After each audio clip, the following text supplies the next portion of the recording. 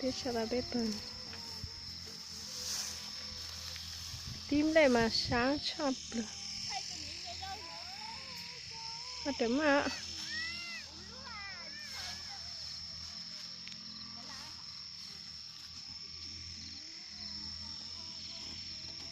Ý từ mình nhỏ mí ai bên nó xong đây. Có bà sáng. Bà sáng à. Hà mất khăn con hoa.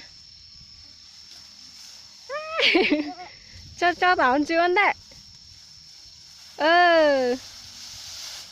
Nè có bà cha tụi nhiều nữa mà. Nè. Khai cho sao. Sao mà. Khai mà. Khai là mốc bụng mốc hả tao. Còn mong qua chăm bơ nè. Bé này mới bóng lại này khai cho sao này mang qua cha. Bé từ bắt đầu nó mang qua cha mà trời ơi. Mẹ sai xem nè. Nè, bắt đầu. Các tao cúm lên rồi. Các bà sáng rồi. Sáng rồi. Bé mình cúm lên.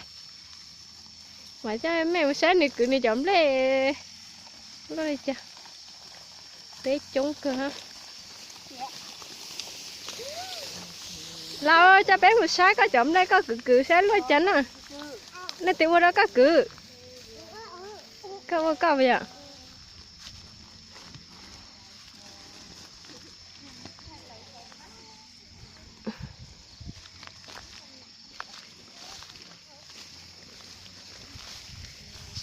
Một sáng này cự này chậm lên đi chánh à. Tôi thấy là nó mà hát chị uống chị nhớ về chế đi ha. Thì tôi lấy lại vậy tôi cứng lên xin rồi cho tôi cứng lên.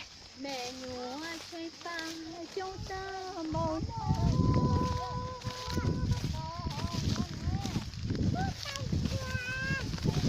có trộm lấy nha cho tư.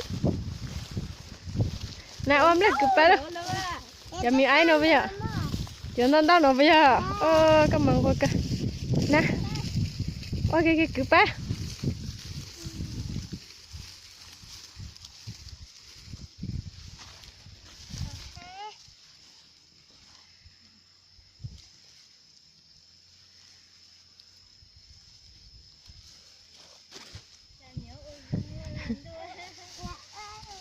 Ôi trong hả chứ cho.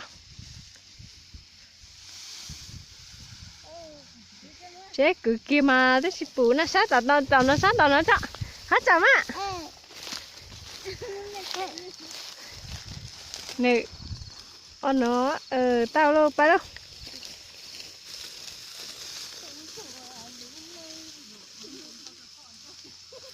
Cái một bốn ra.